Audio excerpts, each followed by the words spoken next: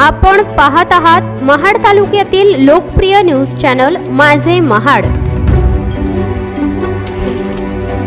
महाड तालुक्यातील ग्रामपंचायतीमध्ये काम करणाऱ्या संगणक परिचालकांना तब्बल 6 महिने उलटूनही पगार मिळालेला नाही।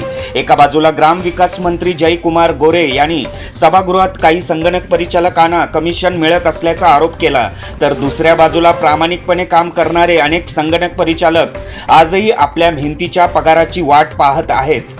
जर कोणावर आरोप असतील तर त्यांची चौकशी व्हावी, पण सर्वांचाच पगार रोखणे कितपत योग्य आहे? 6 महिने पगाराशिवाय घर खर्च, कुटुंबाची जबाबदारी आणि रोजचे जीवन कसे चालवायचे याचाही सरकारने विचार करायला नको का? मेहनत करणाऱ्या संगणक परिचालकांना त्यांच्या हक्काचा पगार तातडीने मिळालाच पाहिजे, अशी मागणी आता जोर धरू लागली आहे। मंडळी, सध्या महाराष्ट्रामध्ये एक प्रश्न चर्चेत असलेला पाहायला मिळतोय।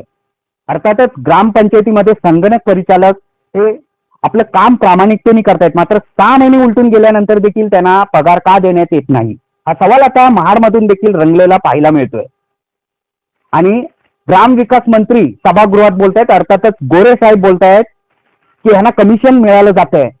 अर्थातच संगणक परिचालकांना कमिशन देण्यात येत आहे 50 ते 60 हजार। अहो गोरे साहेब, आरोप करणं सोपं असतं, मात्र प्रामाणिकतेने काम करणारे संगणक परिचालक आहेत त्यांना काय वाटणार? त्यांच्या प्रामाणिकतेवरती एक प्रश्नचिन्ह निर्माण करून आपण दिलेला आहे। चला, तुमच्या दृष्टिकोनात कोणी असतील संगणक परिचालक जे कमिशन घेत आहेत त्यांच्यावरती गुन्हे दाखल करा, मात्र प्रामाणिकतेने काम करणाऱ्या कर्मचाऱ्यांचा पगार तरी द्या। का त्यांचा पगार अडवण्यात येतोय? महिन्याची तारीख आणि त्या महिन्याच्या तारखेवरती वाट बघणारे अनेक कर्मचारी आहेत, अर्थातच संगणक परिचालक। ते वाट बघतात आपला पगार होणार, मात्र तो पगार होत नसल्याने त्यांचं घरचं कसं चालेल एवढा तरी विचार करा। मी सरकारला देखील विचारतोय की सरकार असा का वागणूक करतोय, वागणूक का देतोय? संगणक परिचालकांचा पगार अडवून काय भेटणार? याच संदर्भात मी ज्यावेळी महाड पंचायत समितीमधल्या अधिकारी वर्गांशी बातचीत करण्यासाठी गेल्यानंतर त्यांनी कॅमेऱ्याच्या समोर बोलण्यास नकार दिला। यावरूनच ओळखा मंडळी की काय चाललंय महाराष्ट्रामध्ये।